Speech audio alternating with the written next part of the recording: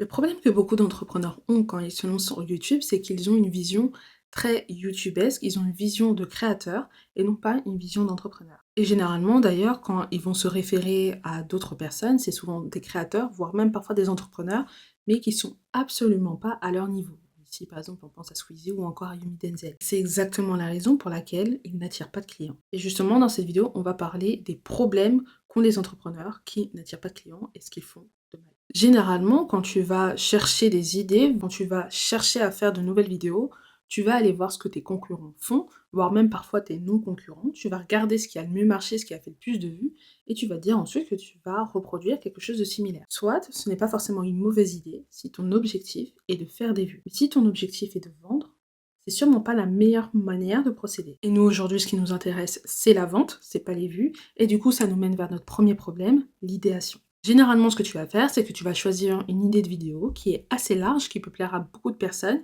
Et donc, forcément, ce qui va se passer, c'est que comme c'est une idée de vidéo large et qui peut attirer beaucoup de personnes, ça va t'attirer beaucoup de visibilité, plus ou moins, parce que ça, c'est si ça marche. Mais le problème, du coup, de cette vidéo, c'est que si ça va t'apporter des vues, tu vas pas aider quelqu'un à résoudre un problème. Et d'ailleurs, sur ma chaîne YouTube, il y a une vidéo qui le montre très bien. C'est ma vidéo « C'est la fin des influenceurs ». Et c'est une vidéo qui a, par rapport à la taille de ma chaîne, plutôt bien marché. Pour être tout à fait honnête, c'est une vidéo que je savais qui allait bien fonctionner pour la simple et bonne raison que j'avais déjà fait cette vidéo sur TikTok, et sur TikTok, elle avait bien fonctionné.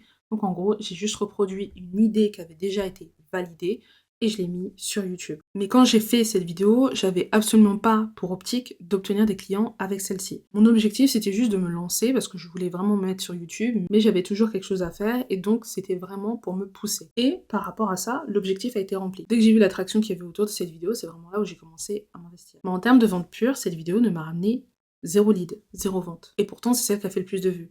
À l'inverse, j'ai des vidéos avec beaucoup moins de vues, qui m'ont rapporté des ventes et qui m'ont rapporté des leads. Et c'est ce genre de choses que j'explique à mes clients car j'aide mes clients à vendre sur YouTube, c'est que chercher en fait à atteindre un maximum de personnes, à avoir un maximum de visibilité, c'est pas forcément la bonne chose à faire quand notre objectif c'est de vendre. Le problème des sujets larges, c'est que du coup tu peux pas parler d'un problème en particulier, tu peux pas réveiller une douleur, et si tu réveilles pas une douleur ou un désir profond, vendre ça devient beaucoup plus compliqué. Mais surtout tu vas rester en surface d'un sujet, et là pareil, si tu restes en surface d'un sujet, à la limite, tu peux éveiller la curiosité, mais ça va rarement aller plus loin. Et ça, d'ailleurs, ça nous emmène sur le deuxième problème. Tu vas commencer à avoir des vues, tu vas avoir des likes, voire même parfois des commentaires, mais tu ne vas pas vendre. Pour la simple et bonne raison que tu n'attires pas des gens avec un problème, ou à minima avec un problème fort et urgent qu'ils veulent résoudre maintenant. Donc ça veut dire que tu n'as pas fait soit un travail assez approfondi sur ta cible, ou que tu ne sais pas packager tes vidéos d'une manière à ce que ta cible ait envie de cliquer dessus. Et on va prendre l'exemple des agences d'automatisation. Souvent, quand un consultant ou une agence d'automatisation va vouloir faire une vidéo sur YouTube, ça va tourner autour des top 5 des automatisations avec nos chaînes. Comment créer une base Airtable de zéro. Bref, tout ce genre de vidéos. Et c'est cool, c'est des vidéos qui sont éducationnelles. Ça va montrer notre expertise. Mais si ton objectif c'est d'attirer des leads, d'attirer des clients, des dirigeants d'entreprise, etc., ça va clairement pas suffire. Voire même, tu vas plus attirer en fait une audience de personnes autodidactes qui vont vouloir faire ça par eux-mêmes que ces dirigeants d'entreprise. Ça veut pas dire que ces personnes autodidactes vont pas te contacter par la suite parce que peut-être ils vont se rendre compte que c'est beaucoup plus difficile à faire, etc. Mais globalement, tu vas pas attirer la bonne cible. Si tu veux attirer ces dirigeants d'entreprise, etc., il faut parler leur langue. Et par exemple, leur langue, c'est quoi? C'est comment leur faire gagner 10 heures par semaine. Comment faire en sorte que leurs employés gagnent 10 heures par semaine. Et du coup, ça fait combien? 40 heures par mois? Et bien ces 40 heures par mois, ils peuvent les passer à faire autre chose. Là, tu parles le langage du dirigeant d'entreprise. Donc, à la place de parler des top 5 automatisations Notion, tu vas peut-être dire comment cette action a fait gagner 10 heures de travail par semaine à ce dirigeant d'entreprise. Comment cette action a fait gagner plus de 20 000 € à cette entreprise. Peu importe, on s'en fiche, mais il faut que tu parles la langue de ta cible. Et d'ailleurs, au-delà de parler à la cible, il y a aussi l'angle que tu vas prendre, parce que selon l'angle que tu prends, tu ne vas pas parler à une même cible au même stade. C'est-à-dire que par exemple, là, on parle des dirigeants d'entreprise, mais même dans dirigeants d'entreprise, il y a plein de stades. Tu as des dirigeants d'entreprise qui ont des entreprises à 10 millions, des dirigeants d'entreprise qui ont une entreprise avec peut-être 2 salariés ou 2 freelances, tu as celui qui démarre et qui est du coup solopreneur, peu importe.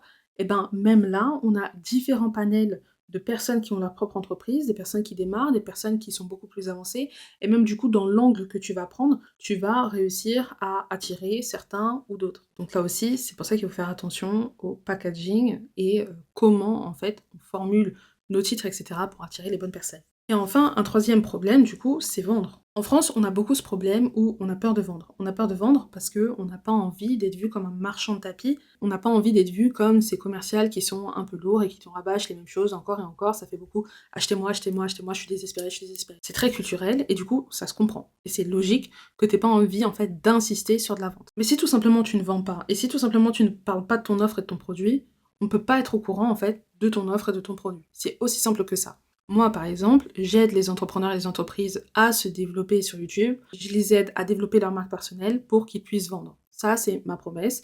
Et du coup, tu vas toujours me voir faire un CTA plus ou moins dans la vidéo, que ce soit avant, après, etc.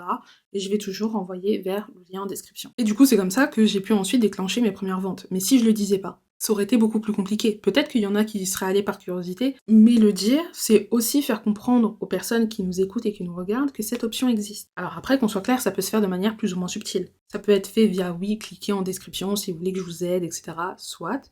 Et c'est d'ailleurs le plus courant, c'est ce qu'on voit le plus souvent. Mais c'est aussi en parlant de nos clients, c'est aussi en parlant de nos réussites, c'est aussi via le storytelling. Et en fait, de toute façon, faut pas avoir peur. Si ta vidéo, tu penses qu'elle apporte de la valeur et qu'elle sera utile pour les gens qui te regardent, intégrer la publicité pour ton offre pendant 30 secondes, ça va pas les déranger. De toute façon, ils regardent des vidéos de youtubeurs, de créateurs qui font des intégrations publicitaires de 2 minutes et ça les dérange pas. Donc pourquoi ça les dérangerait que toi, tu fasses la pub de ta vidéo pendant 30 secondes sur ton propre service quand t'as d'autres personnes qui font de l'intégration de 2 minutes sur un produit qu'ils utilisent même pas. Et en réalité, il y a plein de choses à prendre en compte, mais globalement, on va démarrer par ces 3 choses. Si tu commences sur YouTube et que ton unique but, c'est de faire que des vidéos larges pour toucher un maximum de personnes, ça va être compliqué. Il faut aussi que tu fasses des vidéos qui ont pour objectif de parler à ta cible, qui vendent, et qui, bien sûr, s'adressent aux bonnes personnes qui sont au bon stade. Et si tu ne fais pas ça, ça va être compliqué pour toi et ça explique pourquoi tu n'arrives pas à vendre. Et si tu veux savoir comment faire du contenu qui vend, je t'invite à regarder cette prochaine vidéo.